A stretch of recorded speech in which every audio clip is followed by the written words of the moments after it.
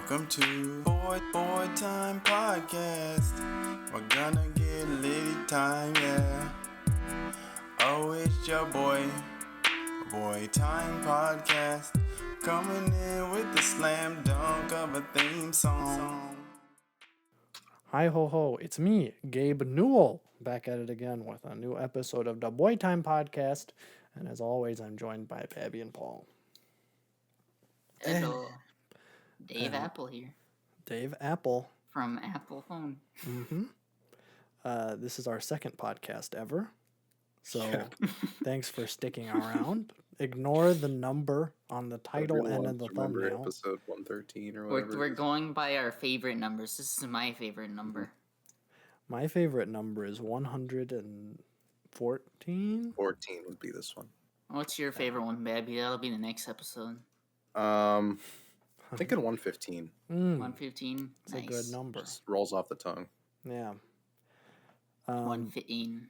And we usually don't take weeks off, but we will We will. again next week.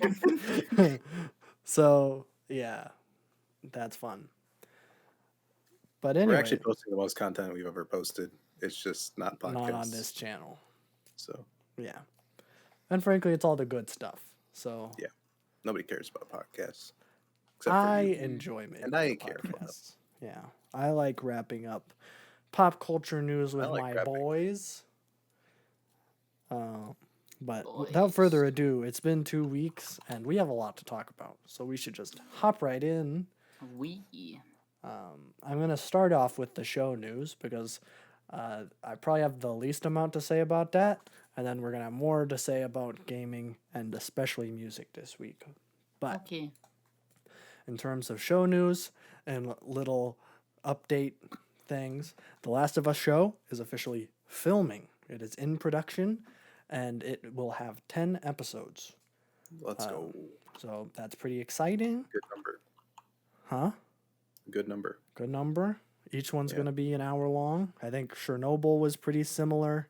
A lot of these HBO shows have been 10 episodes, and they've been pretty good. From the ones I've seen, like Watchmen and stuff, I've enjoyed them. But I haven't seen anything aside from that, but that's pretty exciting. And then the other big show news, the Emmys were announced. Which I was kind of surprised to see because it is not award season. But I guess they don't care. And they are going to do it in September, I think the Emmys are. And what was exciting for me is that Bo Burnham was nominated for a bunch of things in the variety category, including Best Variety Special, which is going to be tough because he's against... the goofy ones that probably aren't going to get it are the Friends reunion and probably Hamilton. I don't see Hamilton winning against Inside, but his main competition, I think, Chappelle's 846. Ooh. Yeah, I feel like, Ooh. yeah, I in terms of like, there's They music. just dug their own hole. Yeah. Well, this is going to be interesting. This is the first time, I believe, I should have looked this up. Take this with a grain of salt. But I believe this is the first time that Bo Burnham has been nominated for one of his specials. And usually, since Chappelle came back, he has won every single time, which makes sense. Yeah. Yeah. Even like last year, it was Sticks and Stones going up against when he won the Mark Twain Award. And it was like, okay, so which Dave Chappelle thing do we pick? And then they just picked his actual special. But I could see Inside beating Chappelle only because 846 isn't exactly a comedy special. I don't think either of them are comedy specials. No. I guess, yeah, that's true. 846 is like so of its time, though. Because It really is. Yeah. For those who don't know, 846, it came out right after George Floyd was killed. That's how long he was strangled, right? That's what the 846 is. Yeah. So it's very politically charged, and of the time when like all the Minneapolis riots and stuff were going on, um, yeah, it was very, it hit hard, especially back then, and I'm sure I haven't seen it since, but I'm sure it would hit just as hard. What I'm actually interested in is that I believe, again, I probably should have looked this up, but this has got to be one of the first times that a YouTube video has been nominated for an Emmy variety It's special, gotta be. because that wasn't on Netflix. It was on Netflix YouTube channel, but it was on YouTube. And I'm like, that is Yeah, that is surprising. interesting. Um, It's a weird thing to put like nominated anyways in that same category. yeah, But I also don't know what you classify it as it, because like Inside is kind of, actually you can't really classify that either. I don't even know. Because I think technically it's a comedy special, but with like huge quotes around it. Very loose, yeah. Yeah, it's just like its own thing. But like variety has always been like a variety. Like carpool karaoke has won in years past. So like they really just take anything. It's kind of cool. It's just hard to compare them. Yeah. Which just makes this year especially hard.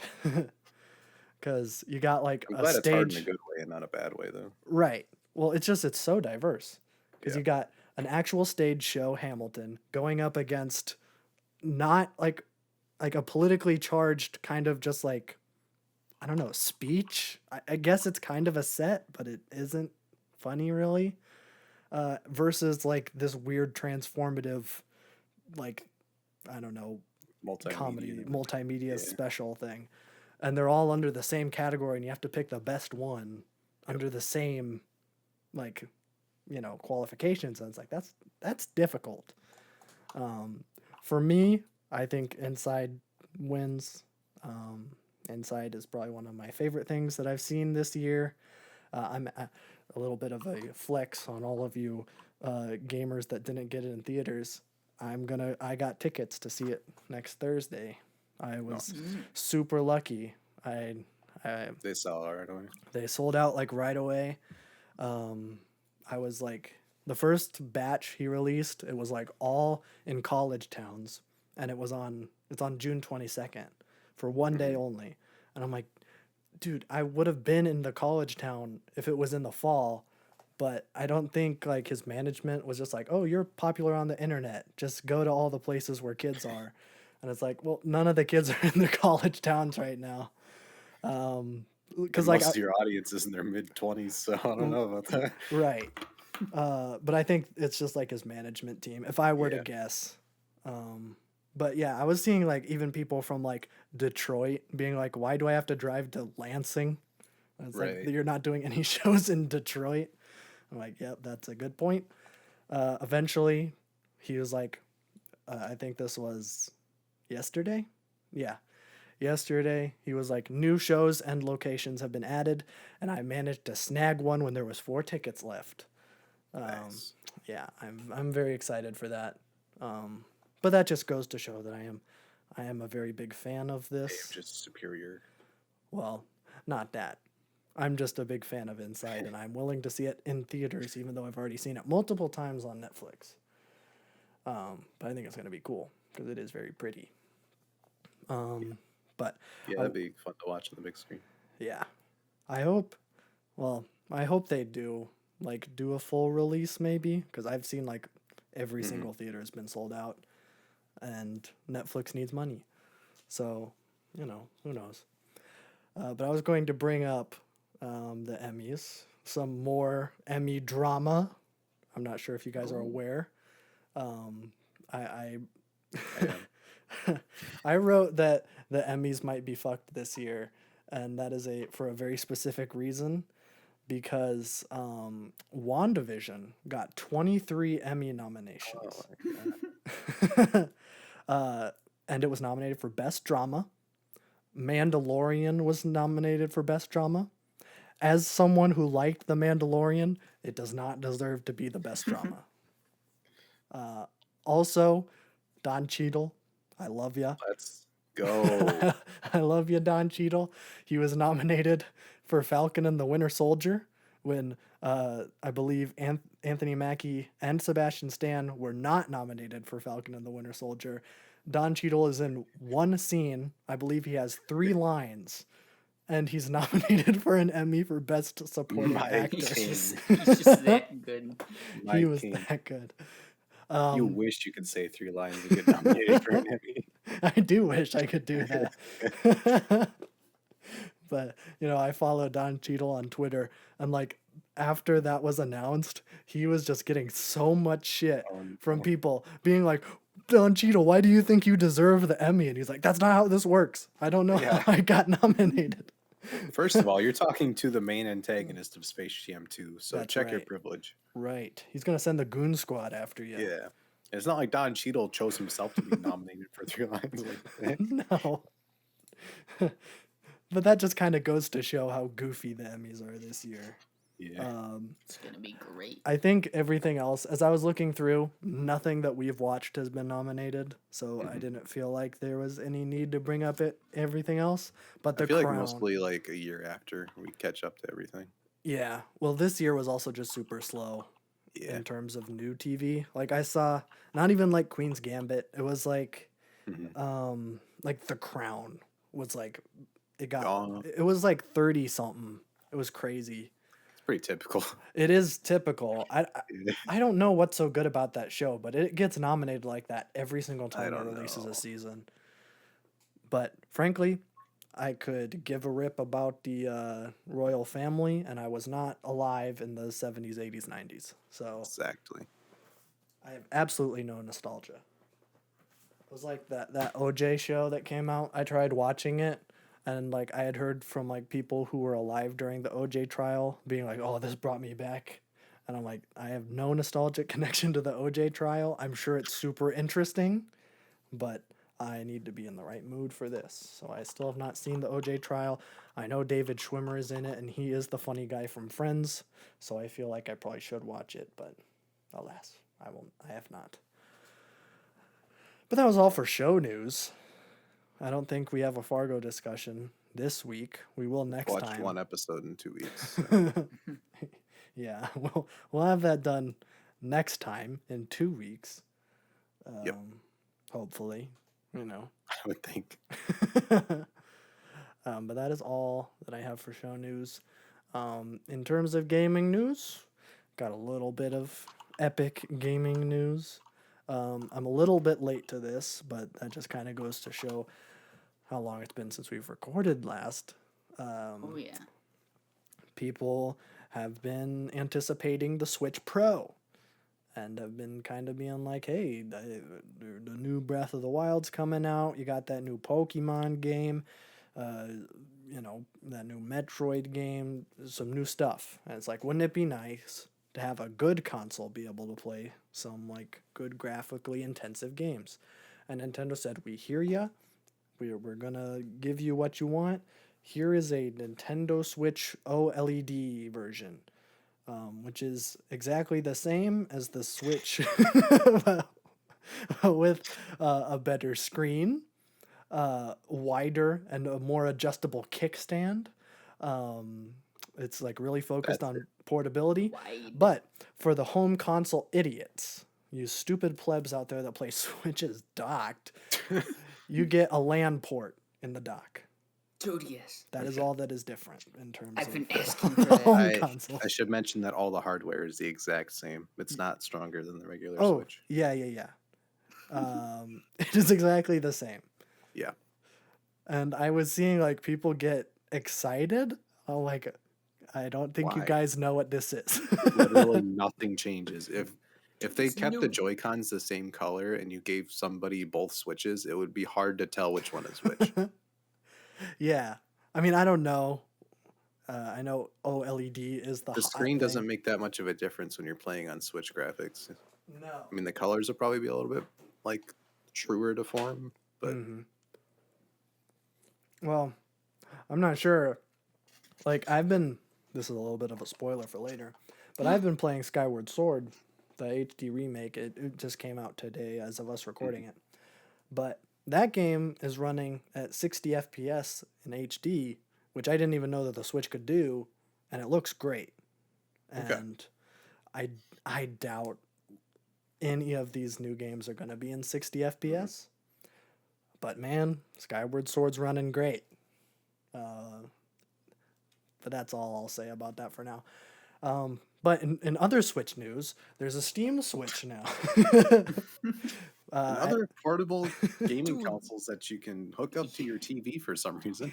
Year of the Switches, am I right? Apparently. I think I reported on this a month ago. It was rumored to have been coming out, and then we officially got the confirmation a couple days ago. But yes, I didn't get the actual name of it. I just have it be called Steam Deck. Steam Switch. Steam Deck. Steam Deck. That's right. Not to be confused with the Elgato Stream Deck. Oh, that's true. Really good naming convention, though. You're killing it. Well, they're not the same company. They're not, but you should be aware enough to not name it the same exact thing minus one letter. That's true. Sorry, Gabe, you really fumbled this one. Name it something Can't better. blame 'em. Please. Actually, it is a kind of a stupid name if you think about Actually, you it. could just get rid of the whole thing. It doesn't really need to exist. So. No. Just a deck. I have the bullet points here from their tweet. It is a powerful custom APU developed with AMD, optimized for handheld gaming. There's full-sized controls, which I think is just a big slap in the face to Nintendo because the Joy-Con are made for babies. There's a 7-inch touchscreen, Wi-Fi and Bluetooth ready. There's a USB-C port for accessories. There's a micro SD slot for storage. There's going to be a dock coming soon. It's not going to be coming Oh, it's out when the not thing yet. releases, but it is going to be a dock that will let you use the deck as a PC. You will need to bring the keyboard, mouse, and monitor and all that other stuff. But, and then, of course, it released with 3 storage options, which I don't know if you have heard about the We pricing were of this just thing. talking about it. Okay, good. So the lowest one is 64 gigs. That'll cost you a mere literal $400. A Yeah, literal iPhone. which I gotta see how many of the games I have on my disc are like more than We were that. saying like you could like fry an egg on it if you try to play Cyberpunk, but then we realized that you couldn't even download Cyberpunk on the No. 64 gig one. no. Well, that's the thing too, is that with these upgrades, you're just paying for storage. Yep. All of the increases in price are just for storage. Absolutely all of the internal hardware is exactly the same. So you got 64 for 400, and then a pretty sizable jump, I guess. 256 for 529. There's going to be a lot of numbers here. You got to keep them straight. Mm. And then the most is going to be 512 gigabytes for $649. I don't see why anyone would get the latter because like you can fit like 2 more games on there. Just like Yeah. get one game, finish it on there, and then uninstall it. Like And if there's micro Saves you SDs, there's not really a point. Right. yeah. Well, that's what I was thinking too, is that they Yeah. were saying that like the USB-C could be used for storage and Also true, the micro Mhm. SD could be used for storage. So like you could potentially like hook up like But that to- gets rid of your portability though. 'Cause if you have to carry an Exactly. external hard drive. well, that's why you pay more for the internal storage. So stupid. Yeah. Like I was just thinking, so if everything has the same hardware, what if they scaled it like Steam used to do with their like home console? Like put Switch level hardware in there for 64 gigs and sell the thing for 250. Mm-hmm. Then you're a competitor. Mm. Right. This is like completely useless and isn't like even competing with the Switch. Well, No. if you've seen from Steam's past, they go you get all or nothing, and then I Yeah. guess if you just want more Mhm. space. Well, I don't even think it's trying to compete with Nintendo because Nintendo is doing stupid stuff. And Steam is also trying Nintendo to has appe- Mario.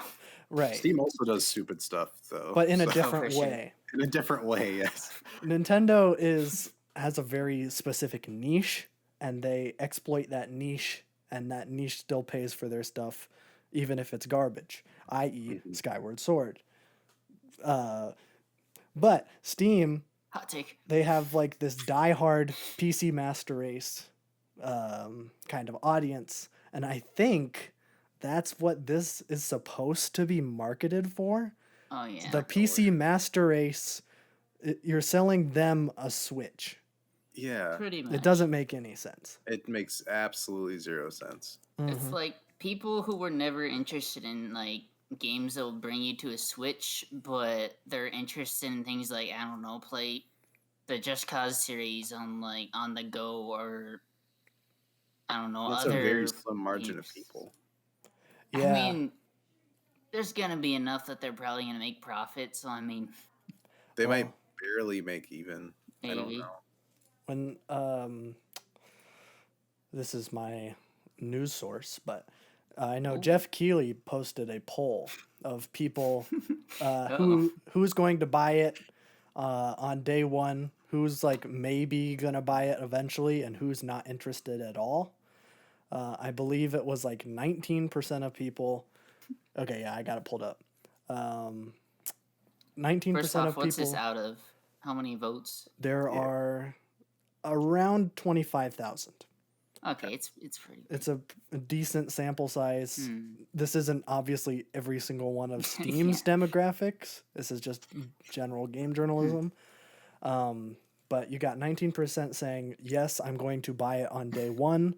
You got 45 or about 46% saying not now, maybe later. And you got 35% saying not interested. Yeah. So that's a pretty sizable saying no. It's also Yeah. a pretty big saying maybe later, and I That's true. bet like 80% of those are like, okay, if this thing can actually run games like really well, I'll look into it probably. So, I mean, with how big Steam is, like they could probably squeeze out enough people to make profit. Like, it's gonna be like a Valve Index. Like, it's really expensive for like good stuff. Very There's niche. gonna be people that want to get it. Yeah, I'm not sure. I'm just not sure who this is marketed for. Like as I I was don't saying, think they know either. they're trying to like get into They're this. just gonna niche. see how it goes. Yeah, I They're just feel gonna see how like it goes. Valve's strategy in general is to just release something and not care about what anybody thinks of it. that's true. If Because it it doesn't market hits, towards they'll keep anybody going. and it's not accessible at all, but they keep doing it. Well, I think if any of their stuff is destined to break into a new market, it might be this. If it wasn't for the price and the storage. Right. Like if you could get this, if you could let's say get like the, what was it, like 530 or something for the mid range one? Yeah, it's The 530 mid-storage. for 250 gigabytes. Yeah, if you could like, I don't know, get that in like a Cyber Monday sale for like maybe $120 off, like I could see that being a pretty good Then price. it's worth it. Yeah. Yeah. Especially But if it is yeah. it is a PC. Mm-hmm. Like Yeah, because it's got I like think- powerful stuff in it. It can like Yeah, play I Control, think, it can play No Man's Sky. It's kind of like the PS4 level Mm. hardware, so it's definitely more powerful than a Switch. yes. Maybe Yeah. they're The just PS4 testing can how still run those powerful they things. can make a portable thing. I mean, I wouldn't doubt Valve just testing stuff and then just selling it to Mhm. people. Mm-hmm. I mean, Yeah. the Index was like their one like Mm-hmm. thing that actually succeeded in their experiment. Mm-hmm. Then Oh, Steam yeah. also had like the Steam Link that nobody cares about. They had the Steam Home Console, which literally Uh-huh. nobody bought. The Steam Controller, which nobody bought. Yeah. Although to be fair, even though most of them didn't work out, and then they never made another one, even the Index that didn't work out really well, they still haven't made another like 4 years later, and they don't ever discount it. So, I mean, even Yeah. if this works out, I don't expect too much going into it. Yeah, I don't think they're gonna be changing things like They're you would just see gonna from a throw it out. Sony or something. Yeah. Yeah. I don't know. The one thing that I thought was kind of cool, and I know this is taken straight out of the Steam controller, but there are trackpads on there and gyro aim. So I Gyro. am a big fan of that when it comes to Switch Yeah. stuff. Anytime you can incorporate gyro aim is so much. It's way more precise than doing it with a stick. I will What's say the- the joysticks they have on that though look a lot better than the Switches. Oh, everything would be better than the Joy-Con. Yeah. I am Yeah. not a Joy-Con supporter at all. I bought like a $70 It Pro feels so cheap. controller because I hate the Joy-Con so much. Yeah. But that's enough of us ragging on Steam, frankly. Yeah. But I know we have some Paul gaming news. Yes. Gaming news / gaming updates. So I guess I'll pass the torch over to Paul. Let me sit up so I can get ready. All right.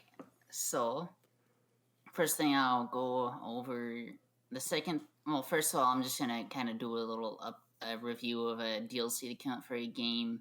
Second, I'm gonna do kind of a review of the Just Cause series because I played 2 and 3 so far, not 1, just because I don't know. That's like, Dumb. well, it just seems like way too old for me. Yeah. That's from like 2004 or something. Mm-hmm.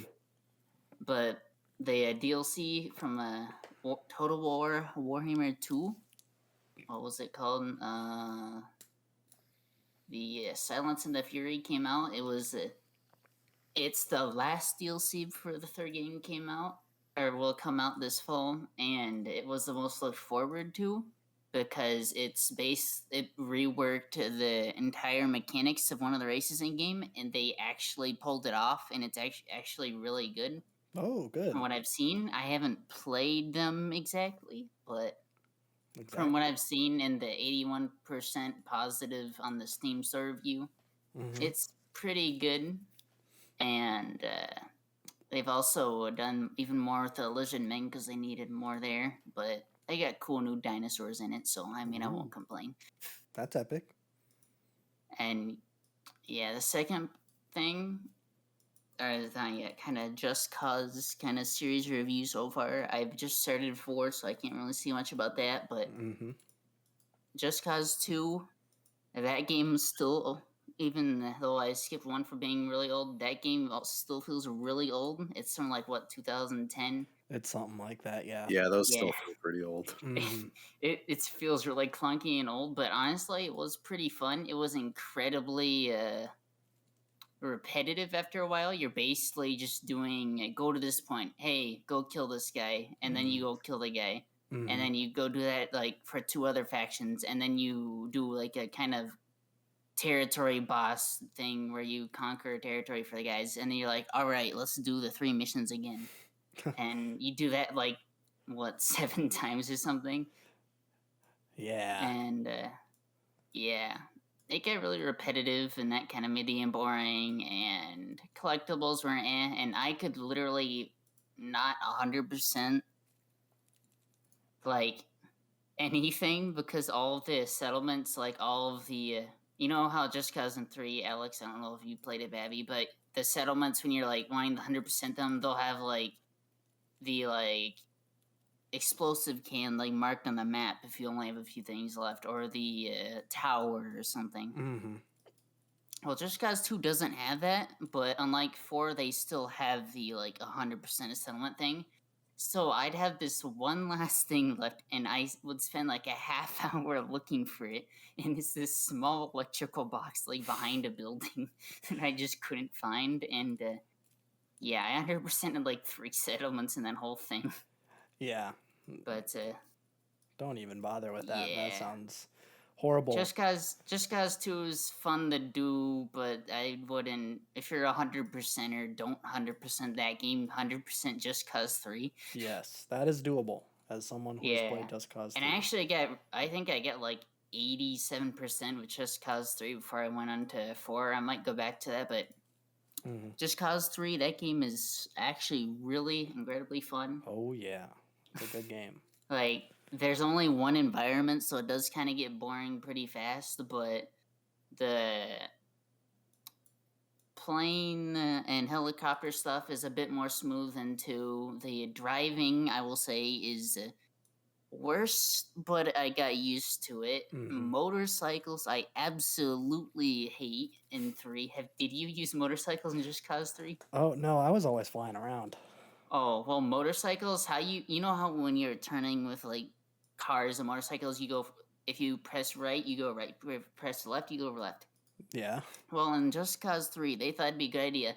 What if you were going right on a motorcycle, you press left, your guy moves slowly to the left, so when you're pressing left, he's still going right until he's facing left. So it's something I've never used before, so it's Oh. really hard to get used to. So there's like a It's delay? yeah, because Oh, like okay. he has to manually like turn left, and it takes a second. Mm. So you can't do any hard turns, and when you're like turning and when you're trying to drift, like you start just going flying when you hit a small rock. Yeah, the driving kind of hits that game hard, but it's not really hard enough to make everything else bad. No. The story and stuff is, I mean, it's just cause story. It's interesting, but It's and decent. yeah, I wouldn't say it was very repetitive. It was pretty unique enough in missions. Mm-hmm. DLC were also pretty fun too. I didn't do the mech one yet, but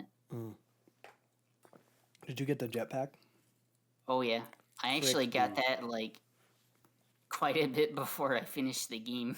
Yeah, I did that on my first It's time really too. nice. I accidentally got it, and I'm like, why is like this is like way too OP for like what I should be. And then when I played it the second time, I was Honestly, like, I I'm just used it mostly for traveling.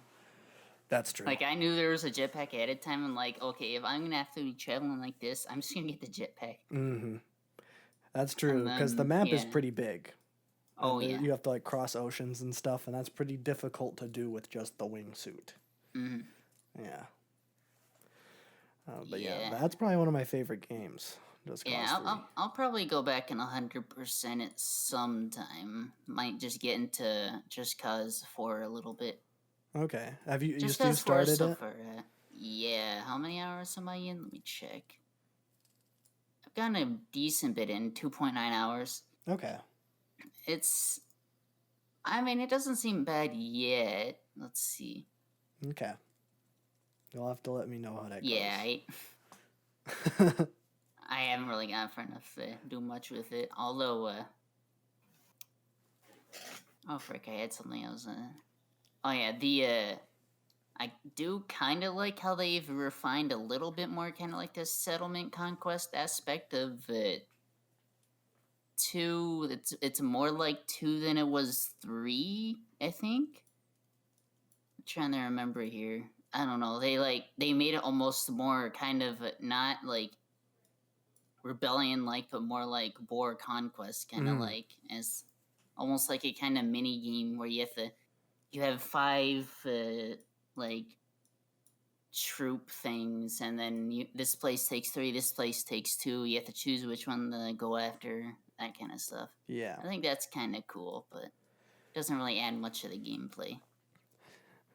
You know, I it's been a while since I played Just Cause 4, and Yeah. I believe I played it for one session, and I was like, okay, this is not as good as 3. Oh, I'm not expecting it to be.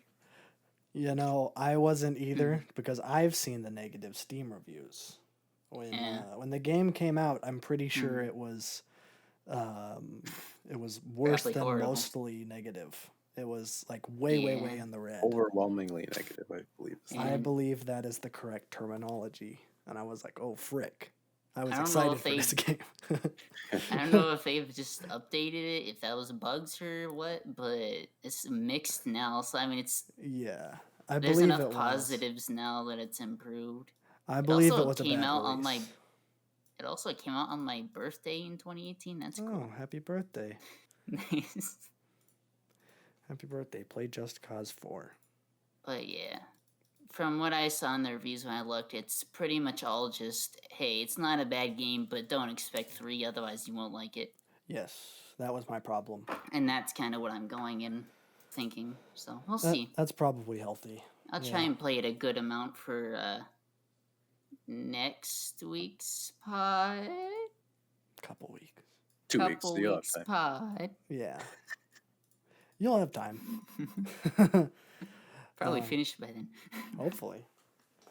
Yeah, I should probably try it again. I think I don't even remember what my problems were with it, but I was also playing it pretty close to launch, and I remember that it didn't run the best. Also, I got it on Epic Games because it was free. So, Nice. you know, I don't go to Epic Games often. I do have games on Epic Games that I should play, but I have not. Sorry, Some Bug free ones Snacks. too. But SMH. yeah, sorry. But yeah. Before we move on to music, I'm going to give a very short review of Skyward Sword, even though I did allude to it earlier. Ooh, I am also not very far in it. I have probably played about 3 to 4 hours. Again, it just came out today. And I also had to do some music stuff before tomorrow. But yeah, so I am playing the new Skyward Sword. Everything technically is great. Nintendo they've hit a wall, I think.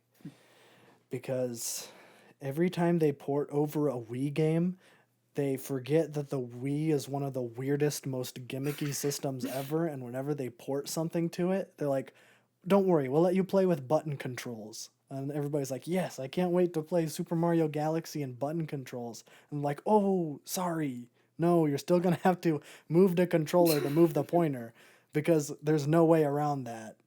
And so much of what that game is like moving the pointer around and picking up star bits and stuff. Like, thank God I can spin with Y, but you know. So they've thank God. it's so difficult to port stuff to the Switch or probably all of their systems going forward just because of none of their controllers are going to have a pointer and a gyroscope and this weird motion tracking thing that they had. And Skyward Sword does a decent enough job at it that I haven't stopped playing it yet. But it's not good. I initially tried playing it with the Pro controller, where they boasted, hey, in the original Skyward Sword, that was the first game with the Motion Plus. Or I don't know if it was the first one or if Wii Sports Resort was. But it was one of the first ones, and they were I think Wii Sports Resort was. I know Wii Sports Resort was bundled with it, so maybe Yeah, that's that one what was I got probably it through. first. Okay. Yes, Wii Sports Resort. I believe I got I never had Wii Sports Resort, so I do remember Dude, you Skyward Sword didn't? coming out around that time. Though. Yeah. But the whole gimmick of it is that it uses the Wii Motion Plus to accurately show which direction your sword is going, which is pretty cool. And if you go back to it now, it was a lot of people had a problem with it. I thought that was pretty cool, but also I was a stupid kid. Yeah, as like a 10-year-old, I thought it was it's kind of sick. That was also my favorite part of Wii Sports Resort was doing Yeah, the the fencing freaking- battles. Yeah, That was so sick. and then fall in water and it's like Uh-huh. Yeah. Or you do the thing where you put the Wii remote on your head and it makes your guy look like a unicorn. yes, dude. Yes, you gotta love the Wii Motion Plus. Yes. It's really innovative. I mean, they literally were just like, what if we made the Wii remote and then we added a gyroscope because we forgot I think to that do was around the time that the Kinect came out, and Ooh, could be. Probably.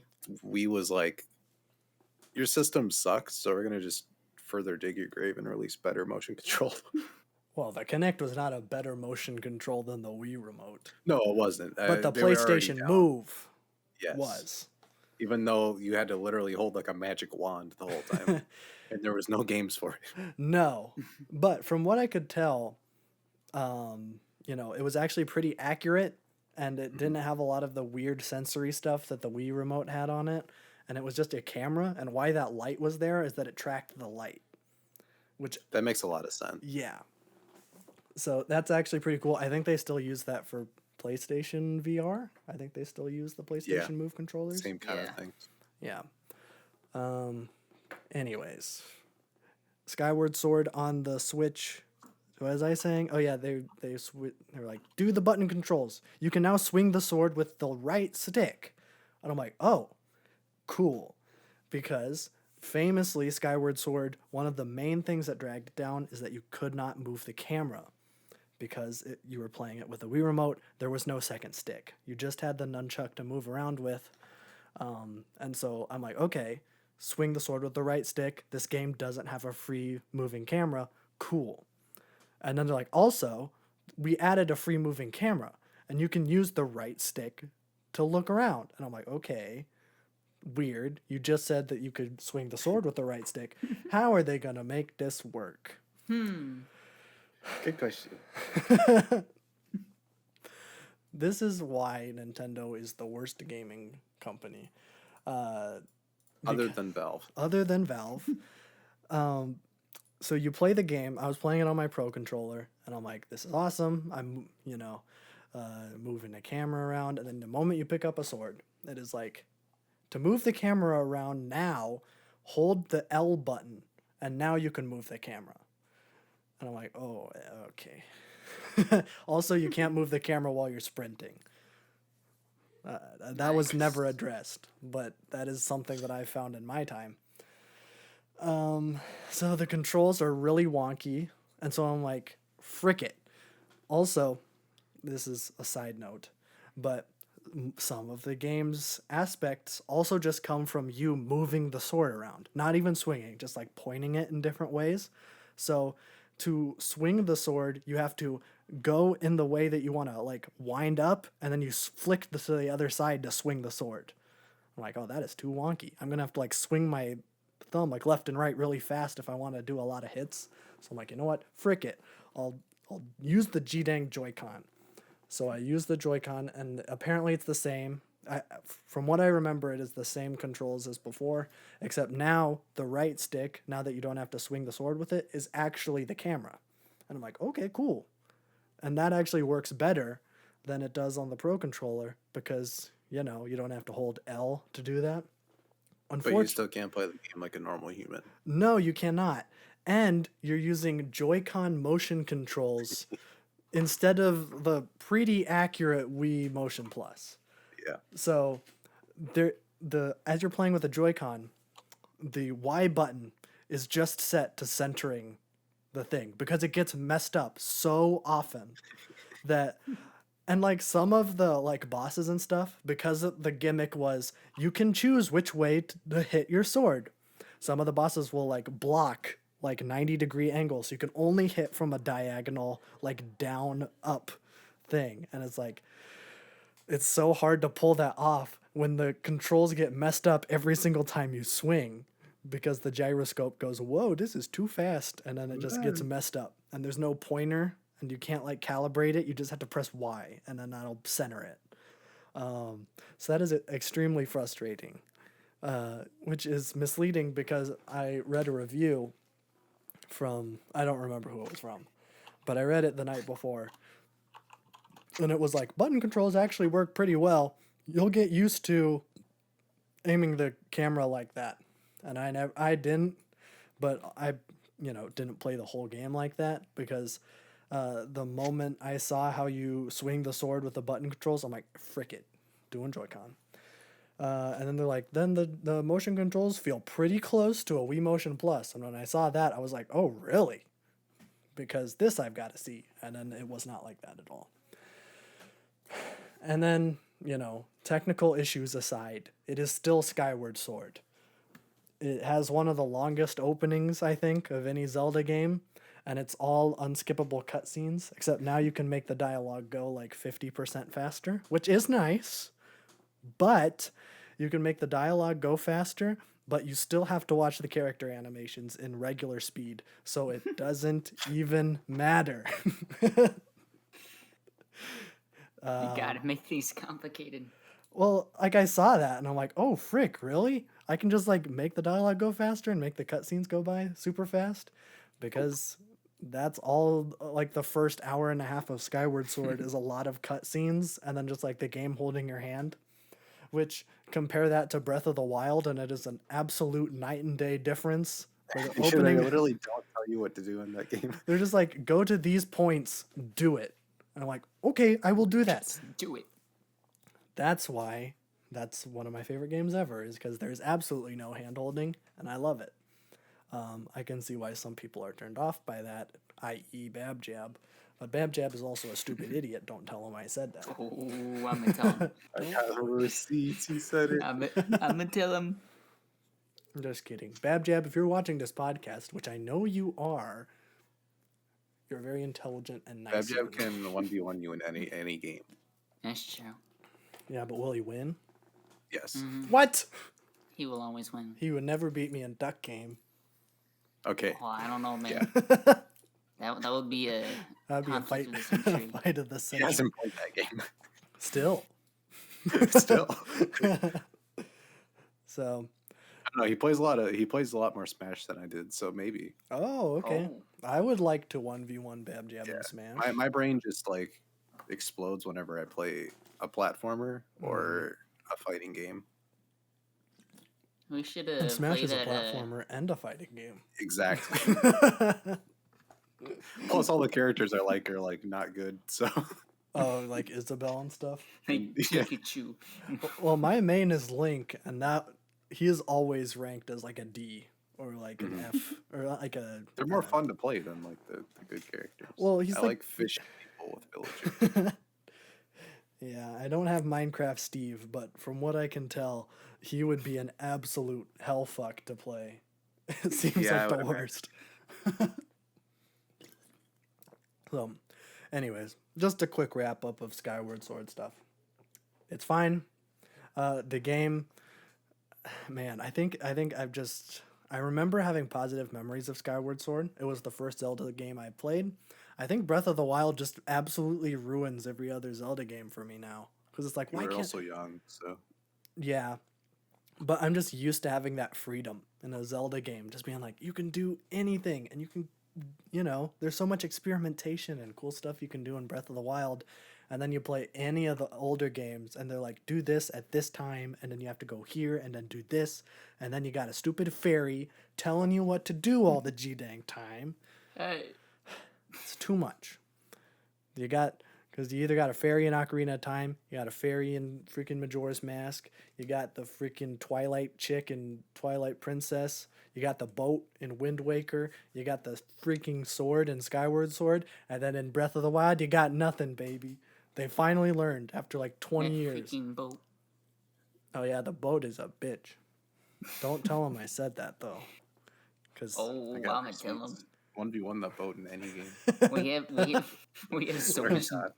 we have so much dirt on this guy now. I could beat the boat in Duck Game. Sea of Thieves, though, I don't know. Oh yeah, I couldn't 1v1 him in Sea Yeah. of Thieves. You kidding me? He would probably like play a Girl song on his freaking. I don't know. That's a Link that plays songs. Erdy. Hurdy-gurdy. Heard her. You know how like in Ocarina of Time and stuff, like Link played the ocarina. Yeah. In Wind Waker, he plays the baton. It's one of the best Zelda games, I think. Like unironically, it's one of my favorite ones because everything's so Wind Waker. silly. What instrument could we make him play? Baton. Hmm. He like Wind Waker. Baton. any windwood instrument. Nope. He directs the wind with a baton and it makes music. It is more creative. It's just stupid. Oh, and the boat talks. Dude, it does. If that wasn't clear before, that there is a talking boat in Wind Waker. And actually, I'm not going to spoil it. Play Wind Waker. It's on the Wii U, and that's the good version. No. Don't let any of the GameCube plebs tell you that the GameCube version is better, because I have heard that before, and those people are idiots, because if you look at the visuals of the GameCube version, it's so muted and stupid, and then you play the Wii U version, and everything is vibrant and epic. It's probably the best HD remake that Who Nintendo has doesn't ever have a done. Wii U nowadays? I mean, they're probably like dirt cheap on eBay. But I wouldn't buy it just to play Wind Waker. Buy it to play Donkey Kong 2 Frozen Ape. Donkey straight up just stole my joke, and I'm not happy. Looks like he Did can you get a call it 32 Frozen gigabyte Ape? for under 50. Oh, freaking!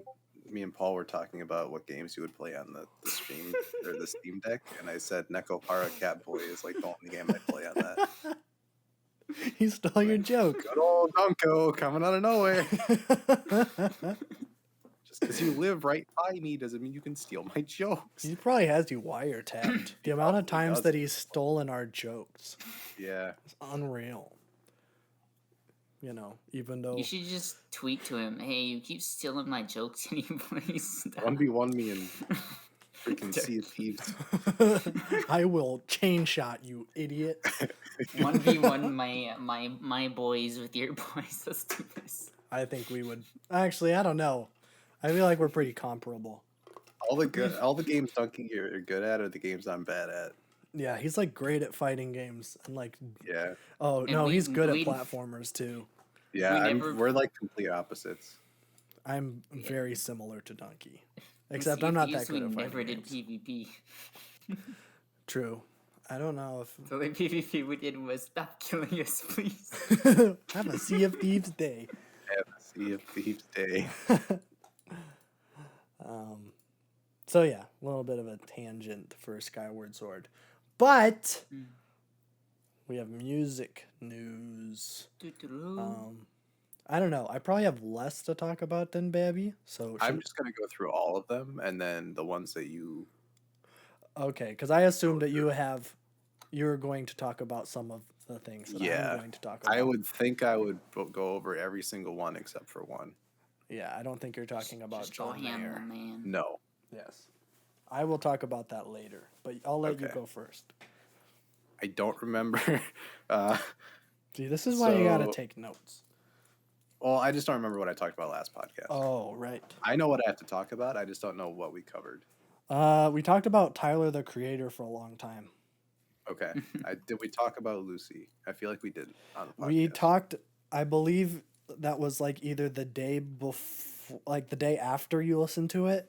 I remember you saying like I before heard you this. listened You should listen to it. Like you recommended it to me before I Okay. left. Yeah, I remember that. Yes. But my playlist 2 weeks ago was at 158 songs, and now it's at 212. So all of that is new music. Okay. So we're just gonna go in order. Lucy Dacus. It's still really good. Yes, I agree. I was really hoping it was gonna be one of those where I thought it was really good and then it fell off immediately. Like I lost interest or whatever. But I did not, because it is really flipping good. Yes. I think, in my experience, I think the first 9 tracks are absolute perfection, and then it kind of falls off for me. There's a little bit of a lull. Yeah. I think the last track's really cool though, like the 7-minute one. You know, I don't know if I've listened to it all the way through since I first listened to the album. You don't like long songs though, so I don't know. For the most part, yes. Yeah. But I liked everything else. I think like the first time I listened to it, like Christine and Thumbs were like, I was like, holy moly. Like I was able to like understand the lyrics and I was gripped. Yep. There was some great storytelling going on there. And then, you know, when Going, Going, Gone came on, I was like, what the frick? This is so weird. And then it was really awesome. That's like one of my favorite songs now.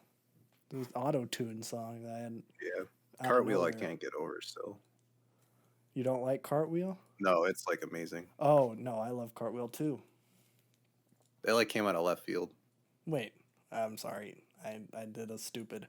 Partner in Crime is the auto-tune song. Yes. Yeah, that was an oopsie doopsie. Yeah. Yeah, I remember that being on the last half, and I was like, I don't know about this, Yeah. but I still enjoy it. Mm-hmm. Yeah. Although it Cartwheel's was weird great. that she just auto-tuned one song and then And then it goes Whatever. back. nothing else. But Well, I mean, if the song is good, then it's good. So I'm not gonna really dock points there.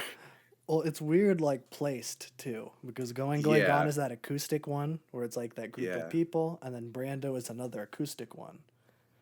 So it's Yeah, it weird. was a little strange. It's weird placement, but it also kind of works like that, though. hmm I like it. But Cartwheel's the best Lana Del Rey song I've ever heard. It's so great that I can compare everything to Lana Del Rey, and then everything just does it better than Lana Del Rey.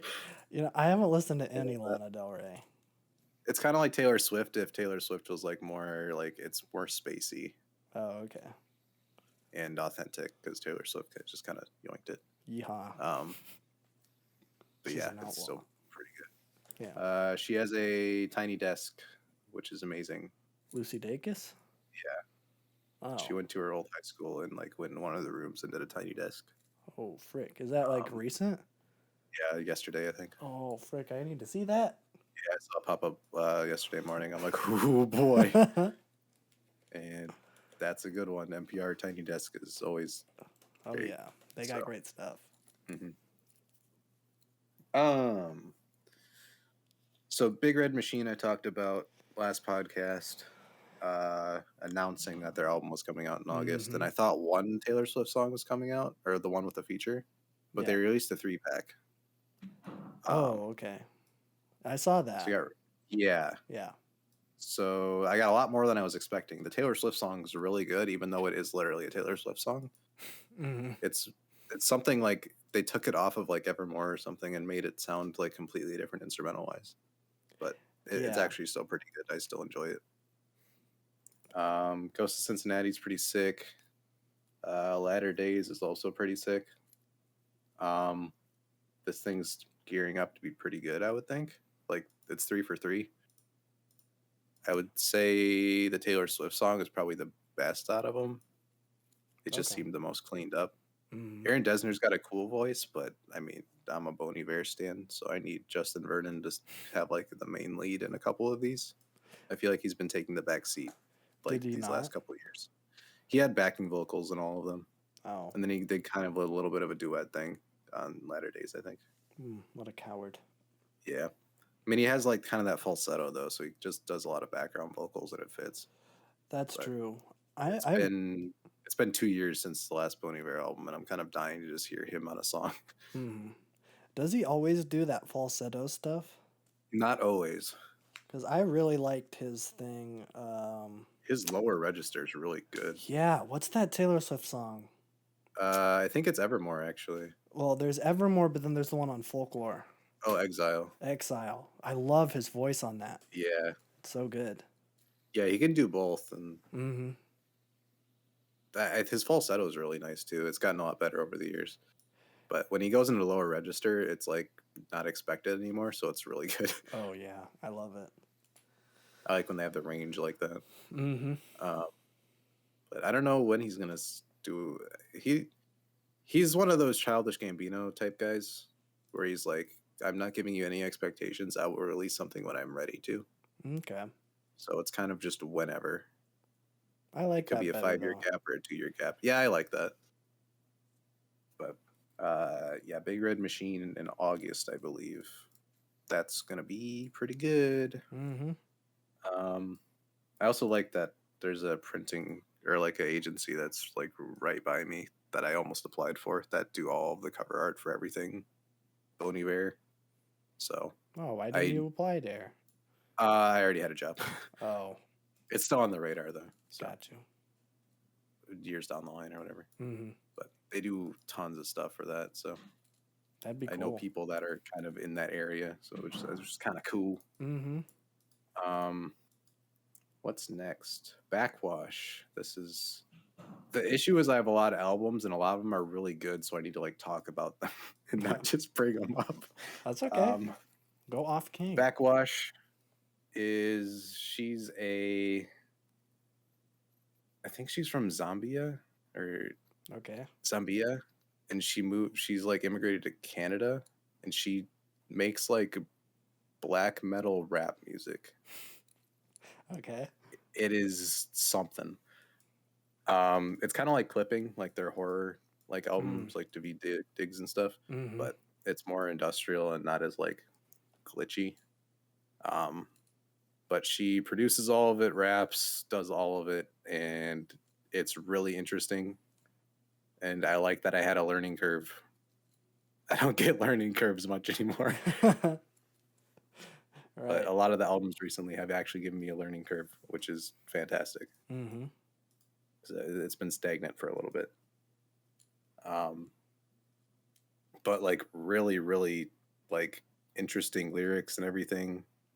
She's a trans woman, so it's like a lot about like how that is in a place like Canada and like interacting with family that's still in Africa. Oh yeah. So it's like living in a first world country that's getting to those ideas, but it's still not nearly as close. And then back to like Africa where it's not even like brought up at all. Right. I would feel like it would So- be pretty good in Canada, though. It's not. Okay. It's not here. It's not in Canada. It's not in Britain. It's still really bad. Okay. But just like everything revolving around that. So it's like really, really interesting subject matter.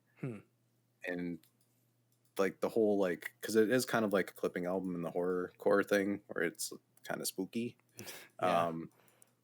I think Get Out is kind of like the big comparison where where marginalized people like make horror and they don't make horror in the sense of like zombies and crap. They make horror in the sense like this could actually happen to you Yeah, like because this is oppression. how it works. Mhm. Yeah, and that's the stuff that really gets me.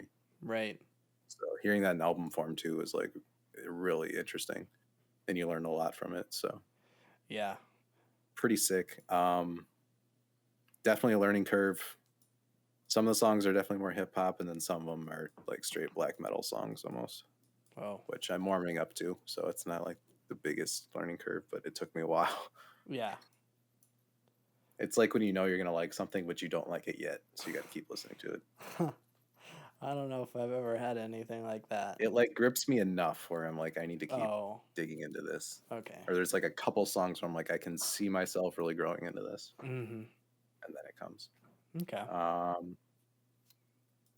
Next, Anthony Fantano gave out a 10. Oh, he I know you did. say. He did. Oh. About 2 weeks ago, I think, or a week and a half. People that don't know, he's only ever given 6 10s Oh, over like 12 years of reviews, I think. Yeah. I didn't know that. He's very strict.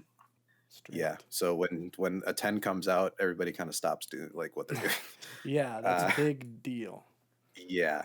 So this is Spelling with the Turning Wheel. It's like an art pop, like Baroque pop album. So it's very like grand and over the top. The first time I listened to it, and a lot of people were saying that in the comments too, because this is not an artist that's very popular yet. Yeah. So when he gives something a 10, everybody's just flooding into this new artist and don't really know anything about her.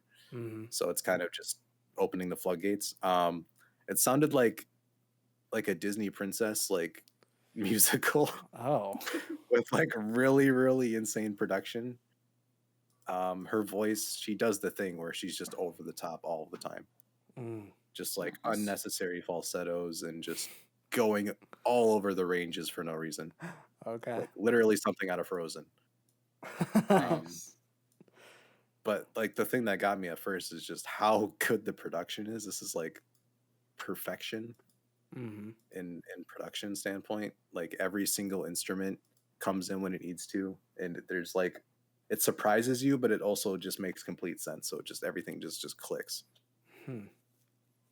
So it's like when we do our album reactions, and there's like one bit and a couple songs that I just really like. It really gets me because it just in my mind it goes a certain way, and then they do it, and the payoff is there. Uh-huh. It's just like that for the entire album. Wow. And only recently I warmed up to her voice, but now that I have that, it's like I'm still getting into it more and more. Huh. But it's somewhat accessible. It's just the voice is something you have to get over for sure. Yeah, I'm not sure if I'd be able to. Yeah, I would because have it to give it a literally shot. was like a Disney princess like soundtrack, like vocals. And I'm okay with musicals. Right. So Yeah. maybe. But I'll see. you could try it. Most of the songs are long. Okay. But with the production this good, the long songs don't seem long, which is always the goal Okay. when you're making long music, is to keep it interesting the whole time, and it does. Right. But yeah, I don't know. I wouldn't give it a 10, at least not yet. But like, I appreciate when he gives out 10s, especially to like smaller artists like this, Right. because I'm immediately going to listen to it no matter what it is. Mm-hmm. Because if he's only ever given 6 of these, including this one out, in 13 years or 12 years or however long he's been on YouTube, That's something that's like kind that. of a big deal. Yeah. So Did he give To Pimp a Butterfly a 10? Yeah. Yeah. that was like the third one. You gave The Money Store from Death Grips a 10. Wow. Swans, I think To Be Kind, it's the one with the baby on the cover. That one's got a 10. Pimp a Butterfly obviously was a 10. Mm-hmm. Kids See Ghost was a 10, Oh, yeah. which was actually kind of surprising. Yeah. He That's hates one of Kanye. his where it's like he gave it a 10, but it wasn't like as strong of a 10. Weird. Where it's like some of them he'll just straight up say 10, and then some will be like it's a strong 9 to a 10. Oh, okay. So it's not quite like near perfection. Is that what But- Kids See Ghost was? No, yeah, it was like a 9 to a 10. Okay. So it was still technically a 10. Right. And then Daughters, I don't know the name of the album, but it's a black and white cover. That one's like insane rock, I think, which is very up his alley. So I haven't tried that one yet. And then this one. Huh.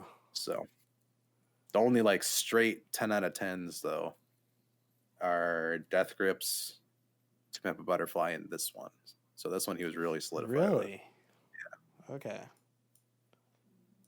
Huh. So I was immediately in. Just the voice kind of throws off a little bit, but Yeah. I gotten over that hunch just casually listening to it. Interesting. What's next on the playlist? Oh, this new Post Malone song. Do we want to talk about that? We can talk about the new Boy. Post Malone We can song. talk about that. Motley Crue. I will say Motley Crue is the name. Yep. I had no expectations. Mhm. I had no idea where he was going to go, and I don't know if this is for an album rollout. But I don't know why he woke up and decided, I'm going to be Playboy Cardi today. Yeah.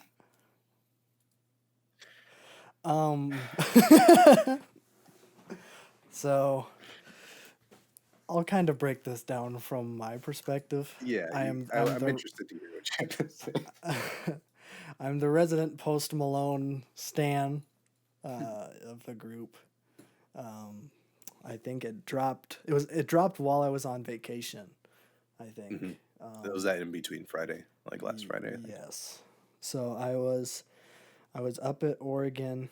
I actually saw it a couple days later because for some reason he tweeted about it late.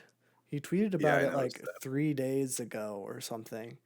And I only noticed it because when I opened Spotify, it was like, check out the new Post Malone single in today's top hits. And I'm like, there's a new Post Malone single? He hasn't said anything. And then I look on his discography and there's Motley Crue. The cover is just black with the PM logo.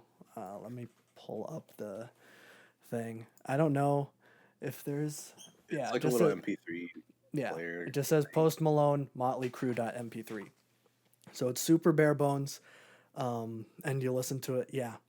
You know, I didn't make the connection, but yeah, this is Playboy Cardi.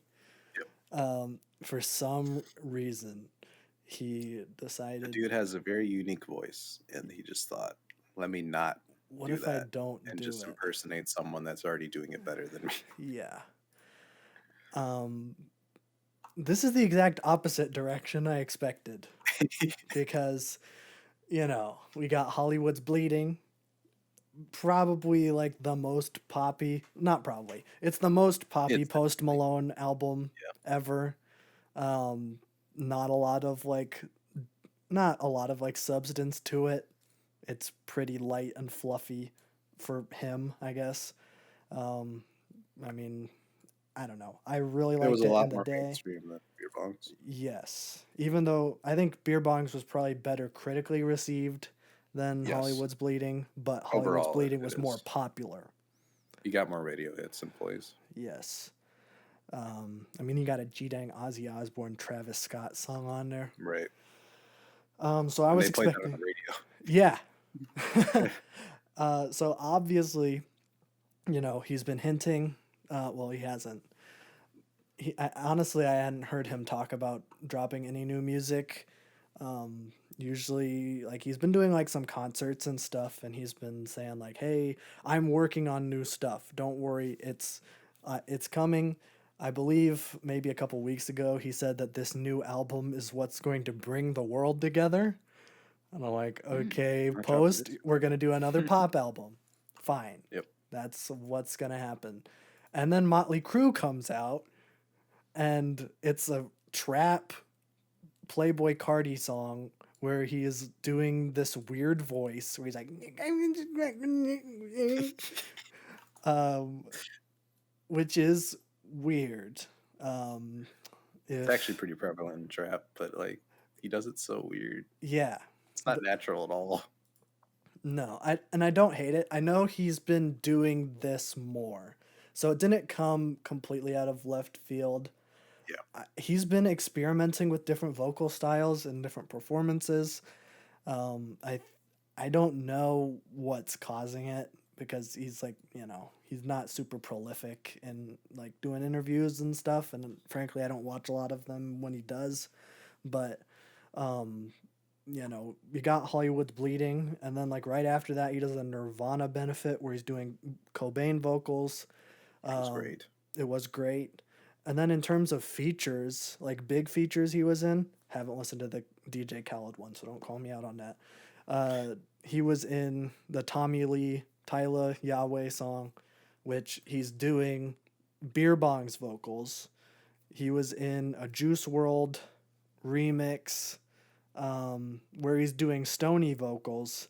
And then you got Only Want to Be With You, where he's doing Hollywood's Bleeding vocals. That was the best one out of all of them. Yeah. And I'm like, okay. At this point, he's experimenting with all of these different vocal styles, and he's been changing at every single album, even though I think the Beer Bongs one is the best, where he's he's hitting that mid-range, and he's getting that, like, vibrato, like, really fast, which I really like. And so this was completely out of left field. I don't hate it. It's just decent. It's not like decent. I think if I had to put on a Post Malone song, it's not this one though. No. But what I will say is that in all of these songs that I brought up, not the freaking Hootie and the Blowfish song, but I think like in those songs I brought up, his verses are always the best. And I might be just saying that, but I'm trying not to just say that because I am a Post Malone fan. I think the way that he does hooks is very epic and cool. Oh, yeah, he's an earworm. Yeah. And there are a couple parts in Motley Crue that I like. Not enough for me to keep going back to it. I did listen to it for like a couple days because I was like, ooh, new Post Malone stuff. So I listened to it. There's that part where I believe it's in the first verse where he goes like, sit up, ball, and then like the whole song cuts out. It's not original. Other people have done it better. I liked it when he did it though. And there's the freaking, I think it's the pre-chorus who goes like, on yeah. That freaking run. I like that. But other than that, it's weird vocals on a basic kind of beat. Not too impressed. But, and this is a big but, I believe this is going to be an album rollout, even though he isn't.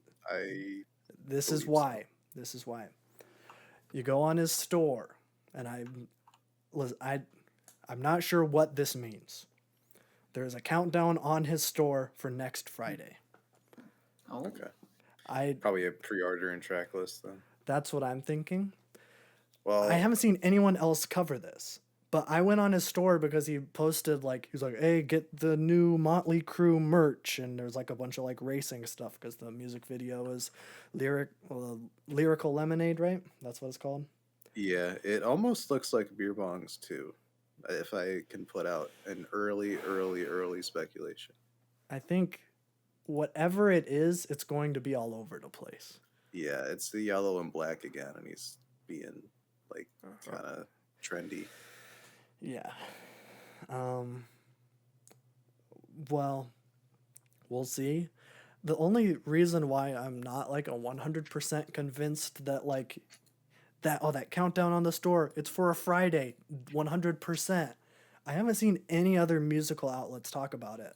Like I searched like new Post Malone album, thinking that like people would be talking about it since the single came out, and I would have thought that someone else would have been on the store and saw the countdown, but I haven't seen anybody else talk about it. And it could just be an announcement for an announcement, though. It could be. And that's why I'm not like 100% convinced. I need to see if it's still there. I know it was on the mobile version. I was looking like a week ago. Mobile. In fact, I don't even see a tweet about it. He must have deleted the tweet where he was saying, go get the Motley Crue merch. So I'm going to have to go in regular. But I've talked enough about it. So I don't need... It's decent. It's decent. What do I got? Vince Staples. Self-titled album. No album title. It's the same thing. Again, it's a Vince Staples album, so it's not more than 30 minutes because that would be a sin. 22 minutes, 10 songs. It is fantastic. Mm-hmm. It is the most accessible and easy to listen to rap album that also has so much substance that I've probably heard in like a long while. Okay. Like, it is incredibly easy to listen to. I like And Kenny Beats killed it on all the production. that. Mm-hmm. Like, the beats are simple, not hard to, follow or anything, but signature Kenny Beats fashion. The more you listen to it, the more you pick up on the little things he adds, Mm-hmm. which is always great. Verses are flawless. Flows are fantastic. Lyrics, you can listen into them if you want to. If not, you can just vibe out. Very, like, somber and reflective kind of thing. It's like he's very mature, Mm-hmm. like rapping about, because people were kind of not crazy about this album because usually Vince Staples is very emotive and stuff, and it goes hard usually. And this one's kind of chill. Mm-hmm. But I mean, he still has like amazing lyrics.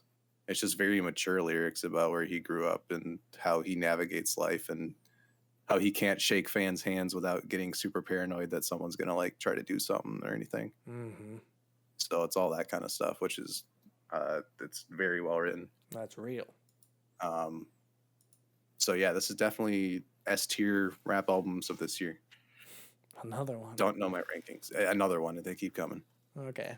Because what we got? We got Haram, Tyler, and now this. Yep. Okay. And I would also add that Makami album. Pray for Haiti. And I would add Brass by More Mother and Billy Woods. That came out in 2020, but it was on Christmas, so it doesn't count. Okay. I had like 5 days. It doesn't count. Yeah. But yeah, we got a lot of S tier rap albums this year. Yeah. And then when Kendrick's drops, we'll And there's add like another not one. even a big artist like dropping besides J. Cole, Well, which was good, but definitely not S tier, but like B tier maybe. yeah. Yeah, we're halfway through, and no Kendrick, no Tyler's only like big artist. Yeah. Well, no, J. Cole's pretty big. Oh right? yeah, I suppose yeah. J. Cole and Tyler. I would say for S tier, Tyler's the only one Right. Yeah. that really like came out swinging. Well, hopefully Drake drops. He should, as long as his knee gets fixed. That's true. Very bad knee. It should be coming. incident. It was January, and then he delayed it until June, and now it's halfway through July, and there's still nothing. So Please, Tuesday Slide 2. please, I I'm will listen to praying. it. Just release it, please. I need to have a better Drake album so Jerry doesn't have to live with Scorpion for the rest of his life. Oh, I haven't listened to any Drake album. Yeah. You just had the Drake and Chance where they're at like the lowest peak of their career. Yeah. So, you didn't know what it was like when they dropped, and it was like It's a big deal. good stuff. Oh, Yeah. I remember the hype around Chance because Mhm. I was in an art school. And so obviously Sure. everybody was like, dude, the new Chance the Rapper album is out now.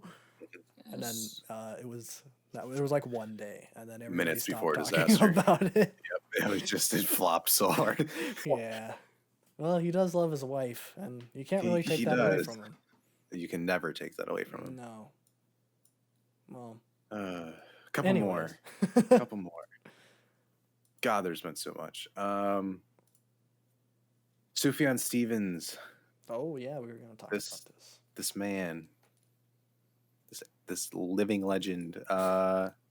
There's a collab album coming out with him and Angelo De Augustine, who I'm not familiar with, but I should be after these two songs.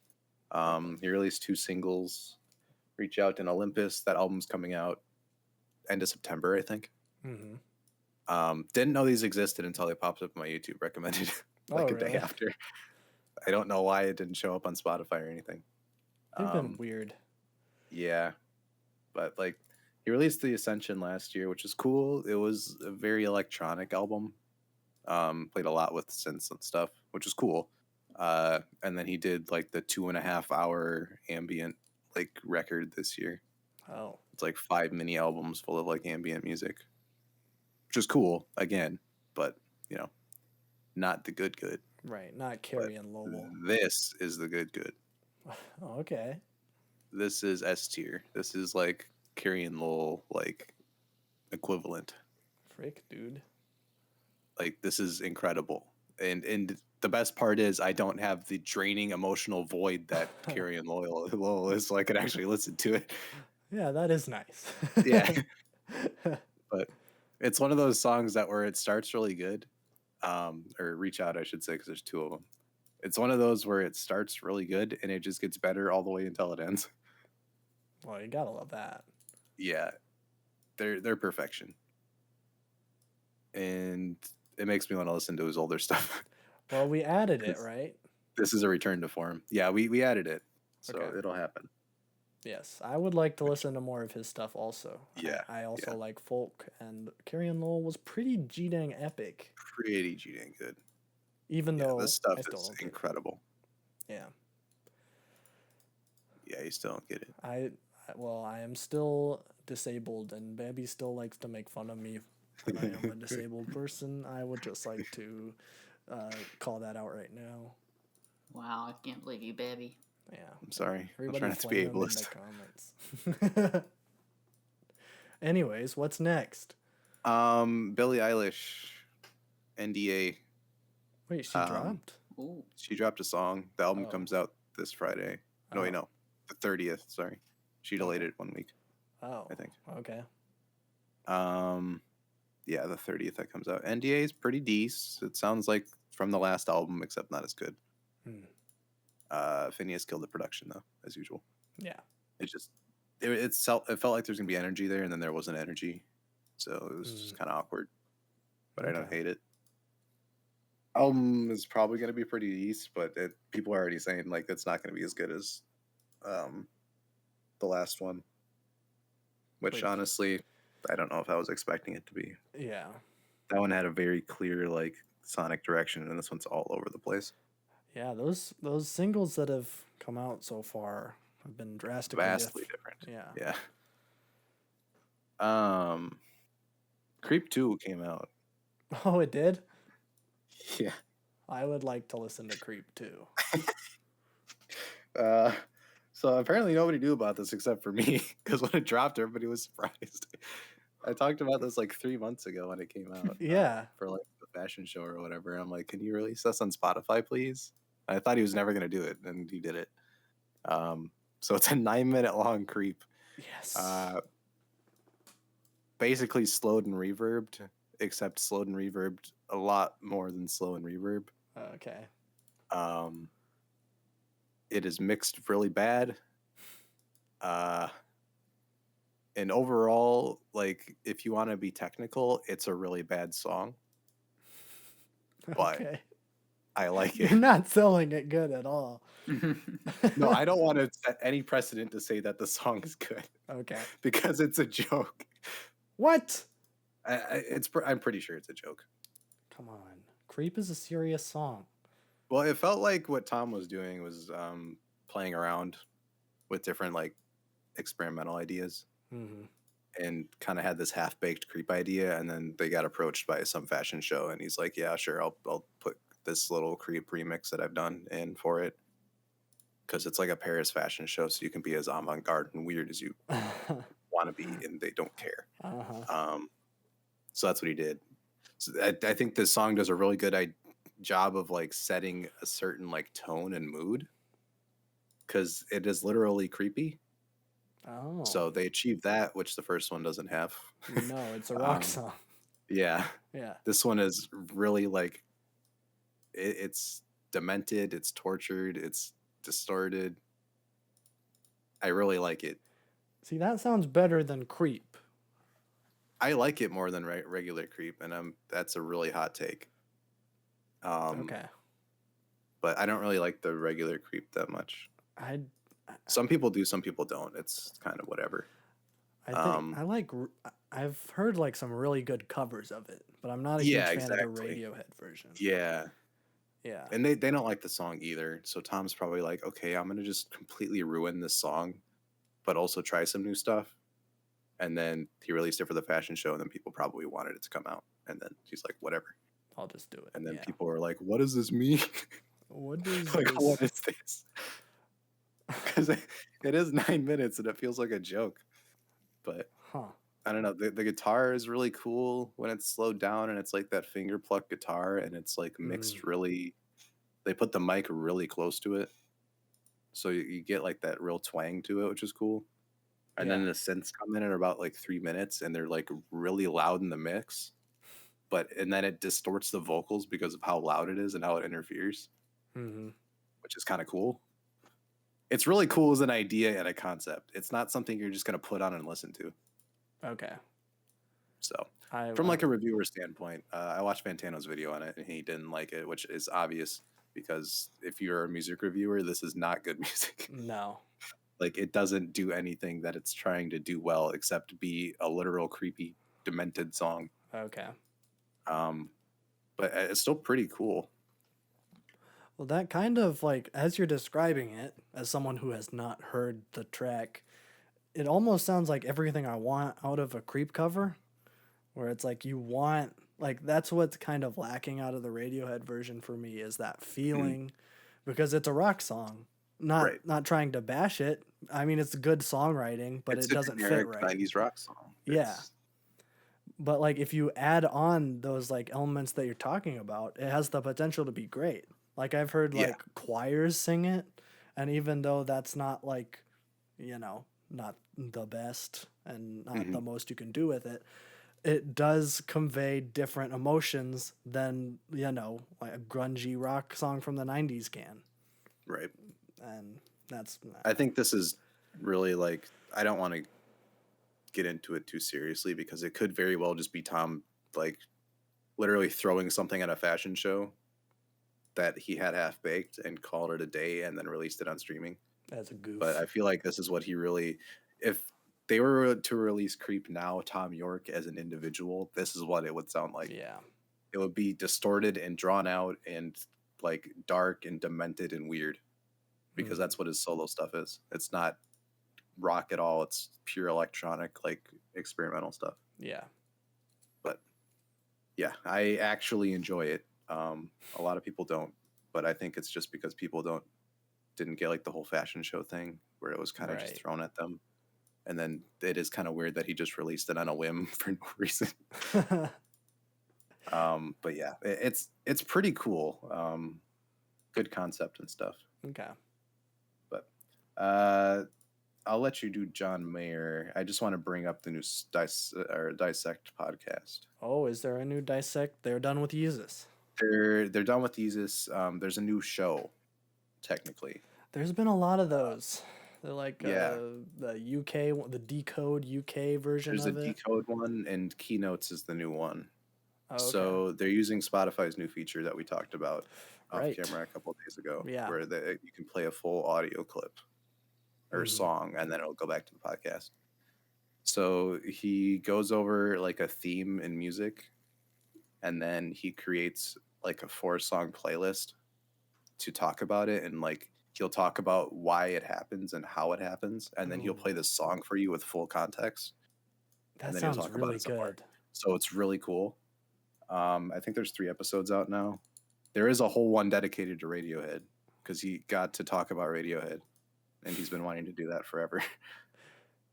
Because I know I've been following him since like season 2 of this show, and he's always wanted to talk about it, but he didn't want to do a non-hip hop album for Dissect because he split off fan bases.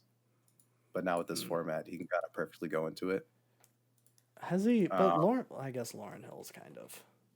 It's still in the hip hop realm. You still get the same kind of audience. And I think that's what he kind of got the most out of. Blonde, I think, would be the biggest diversion just because he talked a lot about like music theory and why the sounds make you feel a certain way. Yeah. But other than that, it's lyrical stuff, which is fantastic because he's great at it. Right. But like the first episode is like why you get like the chills or like something like when that happens in music, and then he'll play multiple songs that do it, and then some of them like actually work, and it's like, whoa. That's cool.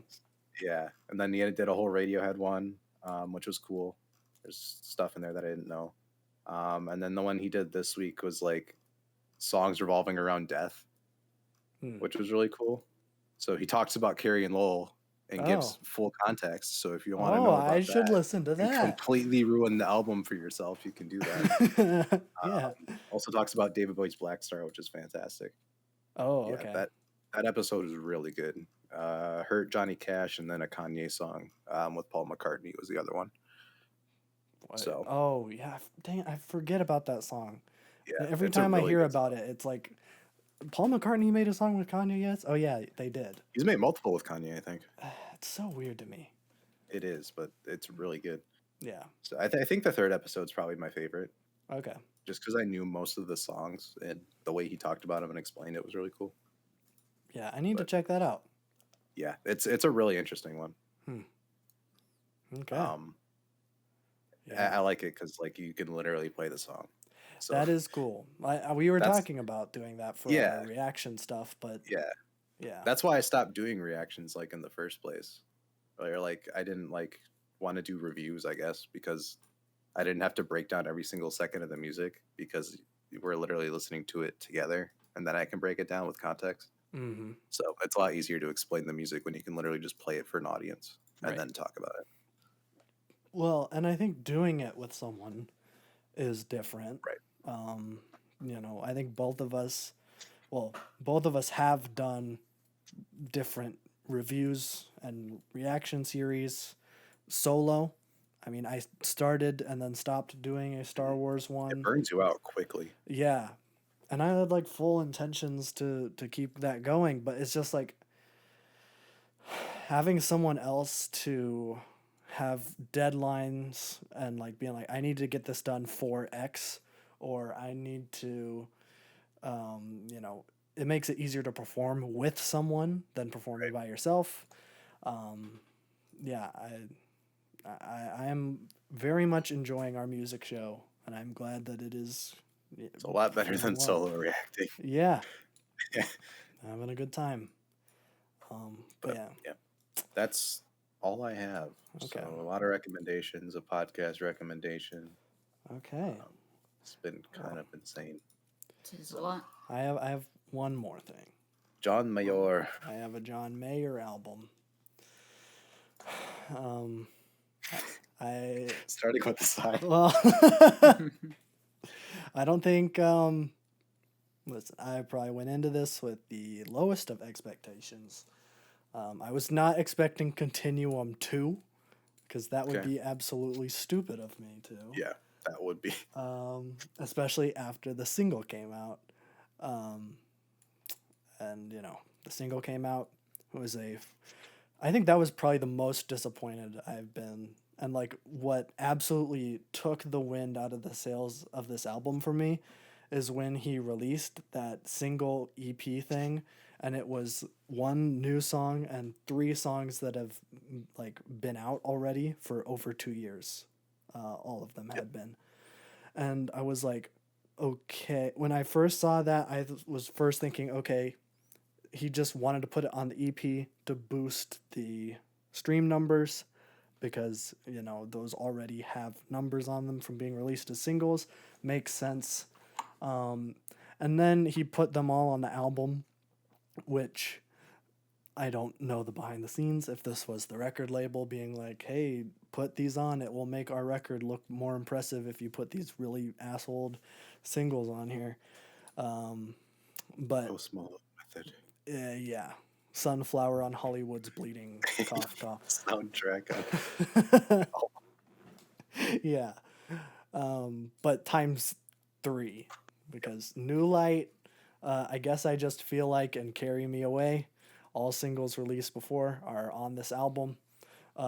New Light, I don't know, I guess I know why New Light's on there. It's one of his most popular songs. I think it's one of his best songs. It does not deserve to be on this album. All of these singles do not fit the vibe at all, and it takes you right out. And which is totally expected because they were never supposed to be on the album. If it was a whole like vibe of New Light, then that'd yeah, be kind of cool. But which if it was that, that would have been cool. right, But the other EP I two listened singles to all aren't. over the place. Yeah, Yeah. The I guess I Just Feel Like is an acoustic kind of protest song, and then Carry Me Away is something off of the 2017 album where it's kind of poppy, which isn't Mhm. bad. If they're all singles, do whatever you want. right. But this album is a huge nod to 80s pop. It's very synth heavy. You got a lot of like Santana kind of guitar riffs and stuff, which makes sense because John Mayer is the guitar god at this point. Um, Not and over Santana, but yes, well, I'm just saying of like modern. of I would say like of like people like you got like Eric Clapton calling him like the guitar master, and he was like yeah, he's like super well respected for a guitar, and I wouldn't expect for him, sure.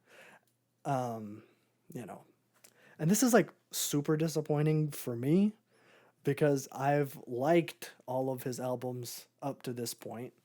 Um, I don't like them all equally, but I've liked them all. And Sob Rock is just fine off of its first listen.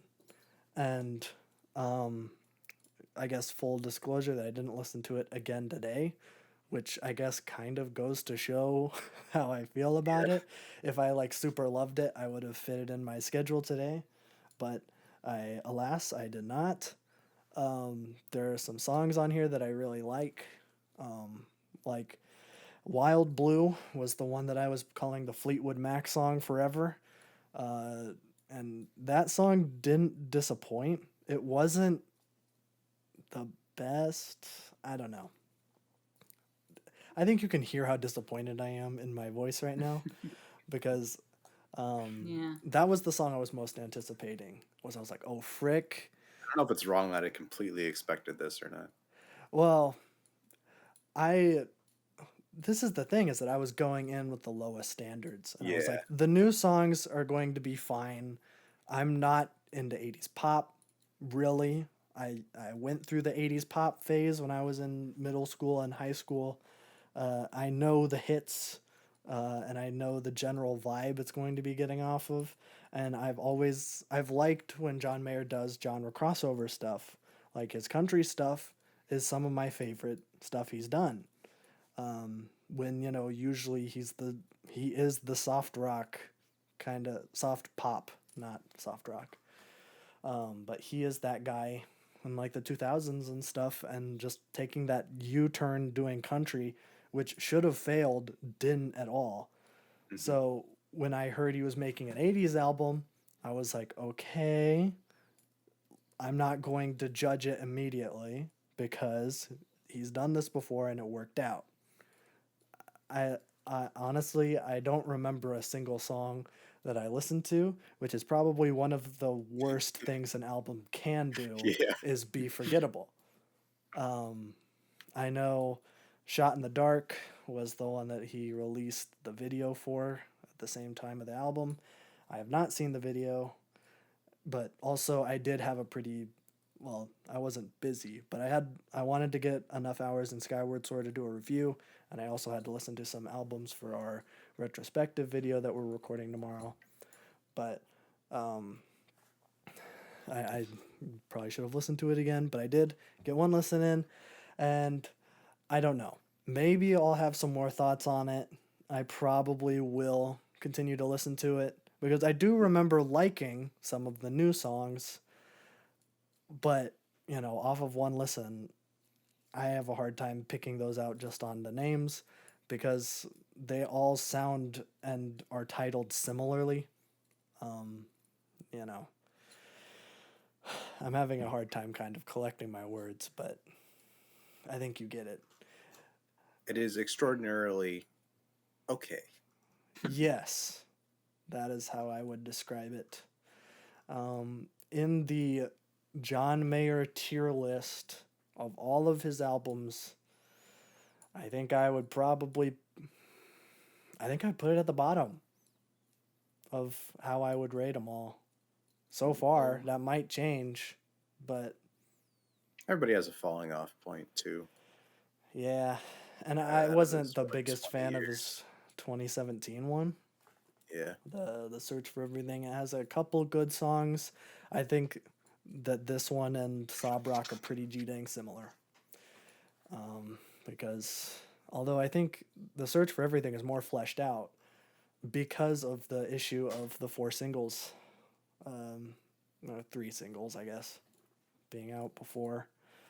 But it just felt weird. I ended up like skipping them just when they come on. I would be like, oh, I don't want to listen to this again. It's 5 minutes long. But yeah, whatever. If you're a big 80s, I think 80s pop fans will like it. It's obviously just like, you know, for the people who are like, 80s pop is the only time music has been good. That is what Sob Rock is. He's got a large target audience in that too. Yeah. Well, if he was big in the 2000s, it would be people who grew up in the 80s. Exactly. So that's obviously who he's playing to.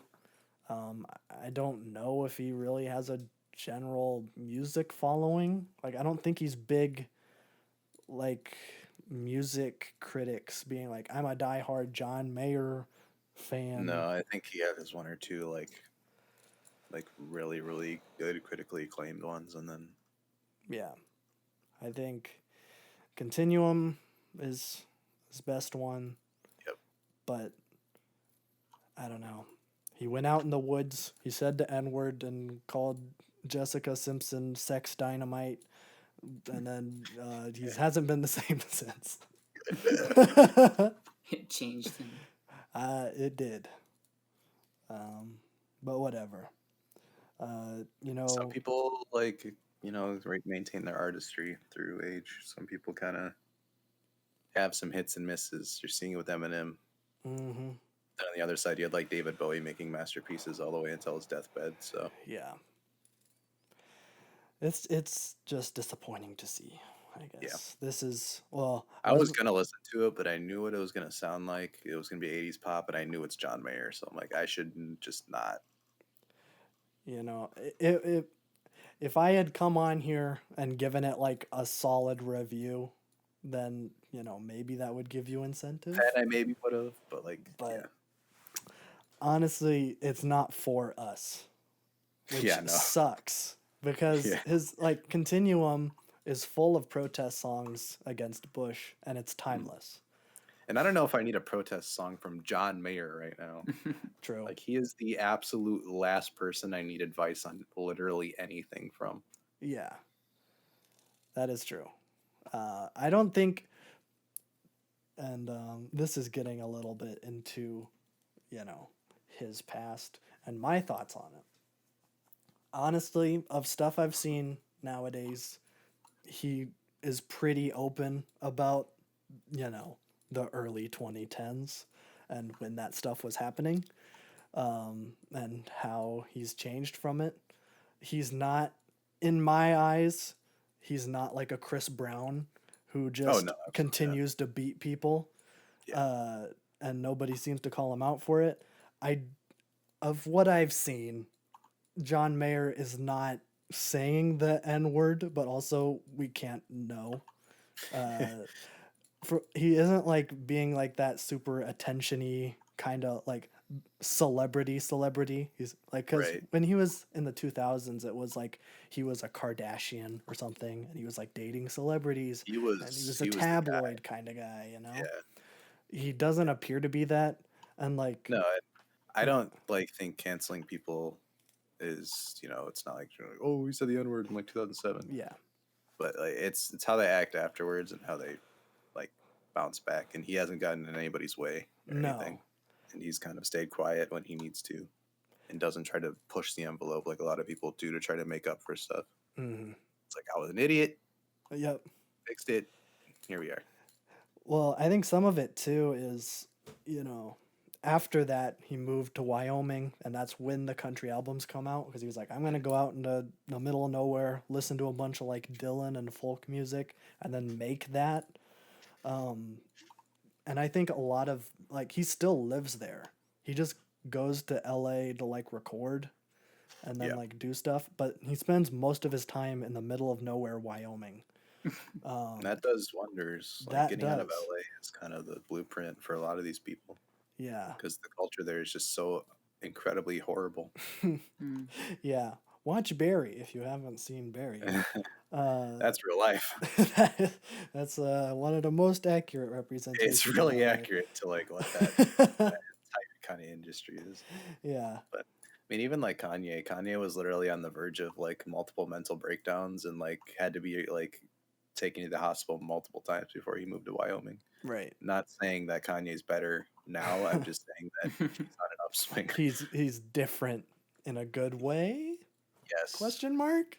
Even though I he's would doing say some weird culty stuff, but He is, yes. But we'll see. yeah, You know, he broke up with Kim. He's probably gonna make Yeezus too. Kim broke up with him, which is Well, unfortunate. same thing. Um, Well, not same thing, but Not the same thing. you know, Not same exactly, but ends, I guess. yeah. They're not together anymore. I believe there's gonna be a Kanye comeback. Weird thing for me to believe, but I have a feeling. I don't know, man. Trust it. It's off topic, but just saying. When you Yeah. get out of LA, it changes people for the better usually. But he made Jesus his king when he was in Wyoming. He did. Yeah, we got one little taste with like that one song with Travis Scott, and it was really good. I don't mind gospel music as long as you make it sound good. Right. And if I know Kanye, he can make things sound good. But Jesus, But he King was- hasn't. He has I'm not done feeling- I'm feeling he's got one more great one in him. that. Okay. Maybe. I don't know. Mind like his, I feel like there has to be at least one more great one in it. I don't know. As someone who isn't a huge Kanye fan in general, I find that hard to believe. Because I Okay. have listened to Ye, and I have listened to Jesus is King multiple times. And of his new stuff, I haven't listened to Kitsy Ghost. Kitsy So, Ghost is I have incredible. I have not listened to all of Kanye's stuff, recent stuff, but also that's Kid Cudi, right? Yeah, it's a duo album. Yeah. Well, I guess. Okay. So, I don't know. I'm seeing one last great one in him. We'll see. We'll see. I would welcome it, but Yeah. I'm not like on the edge of my seat. If that makes sense. I don't know. I feel like the worst of the storm is over, You know, think. hopefully. but it is Kanye. Yeah. So I don't know. we will see. Anyways, listen to John Mayer if you like that. Listen to Yeah. Kanye if you are mentally ill. Yep. And listen to the new Avatar podcast if you are stupid. Avatar. I don't know. It was on my Spotify page. I guess I don't- have one more music thing real quick. Oh, okay. Go off. I got Phoebe Bridgers tickets. Oh, really? I just thought I'd flex for a second. Nice. Where is she going? Milwaukee. She's going to Madison. Oh, Madison. Okay. So When is that? We got the waiting list. We got in ahead of time. Every single show on her tour sold out within like the first 30 minutes. Yeah, I could see that. Every single location. So got 2 tickets for that thing. It's in like September, I think. Okay. It's not even in like because when we saw Billy Joel, we went to the baseball stadium and it was gigantic. This Yeah. one is like a newer theater in Madison, and it's like this size of like an IMAX theater probably. Okay. So it's general admission, so I could just sit up on a balcony. It's gonna be That's cool. yeah. You get to be royal. Did you get 1 or 2? I got 2. Okay. You taking Bab Jam? I plan to. He hasn't said yes or no yet, but I just got 2, and then we'll figure it out. You didn't. It's a bad You chat didn't. date. You didn't say yes. I thought he would have said Yeah, yes. I don't know what I think he's worried about his school schedule, which honestly, you should just take the day off. Dude, Well, I'll go with you. Yeah. You're seeing Phoebe Bridgers in an absolutely sold out tour, hmm and we have a venue where you can literally have a good angle anywhere. Yeah. Well, Yeah, it's gonna be nuts. if Bab Jab says no, I'm right up there. Okay. I That's what I was kind of thinking. I'm like, I'm gonna get 2, and then whoever wants to go, Someone will go. Abjab's first priority. But if he yes. doesn't for some odd reason, I'll ask you. Mm. Yeah, Um, I will not be it is on a offended. Tuesday, which is kind of a weird thing. Oh yeah. But it's at like doors open at like 6:30, I think. But you're like 3 hours from me when you're at school. So. Yeah, something like that. And Madison is probably closer. I don't know. It's more west, and I'm. Yeah, it is closer to Milwaukee, so you shave off a little bit of time. Yeah, So. that would be pretty cool. But yeah, no, I will not be offended. Take Bab Jab. He is a way bigger fan than I am. That's what I'm thinking. I'm like, he's just not telling me yes because he's stressed out about school and his schedule. Yeah. If for That's some Bab Jab. insane reason he doesn't want to see Phoebe Bridgers in a sold In a out sold tour out concert. performing his album of the year, and I will ask you. I need to take him to the I doctor. was just talking about like how I want to go to a concert now that all of them are popping up, and then like Phoebe announced her tour literally the next day, and everybody's starting to announce them now. Okay. So Yeah. yeah. I saw John Mayer announce some too. I think the closest he's coming is Chicago. Yeah, that was the other thing we were talking about. Is just like everybody's going to Chicago right now because a lot of these venues aren't opening yet. Oh, okay. I was wondering why. Yeah, because like if you look at like RMR or any other group or anything that's touring, it's mostly just Chicago and Minneapolis. I don't know Which about Minneapolis y'all, but isn't too far away. Yeah. Yeah, that's like what, 3.5 hours or something. Well, from me, something like that. From you, it's like 7. 7? No, not Minneapolis. No, it is. Or like not. 5. It's probably a 5. It's more than you think it is. Yeah. Maybe. It's not like 3 because it takes me 3 to go from Dubuque to where you're at. Yeah. I thought it was like 4.5. Somewhere. Via I-35 and north, it is 3 hours 50 minutes. I'm guessing. Oh, because it's just a straight shot. Midnight. I guess it would be a straight shot, but well, for me, there's a little bit not straight because you got to go east a little bit, but other than that, it's straight shot. Yeah, and I guess it is midnight, so maybe that kind of goes into a little. Maybe, but yeah, man. Concerts are back. Concerts are back. So they back a baby. Thank God. I have a paying, steady job for the moment. Yeah. So I can actually pay for concerts. So. I can only wish. Yeah. Hopefully, Post. I want to see you. That would be nice. That would be a banger. I'd like to see Post Malone. I would love to hear him do congratulations as the opener and then have me leave at the very beginning of the concert. Don't do it, please. Don't do the song. No. So, anyways, that was a pretty good podcast, I think. 3.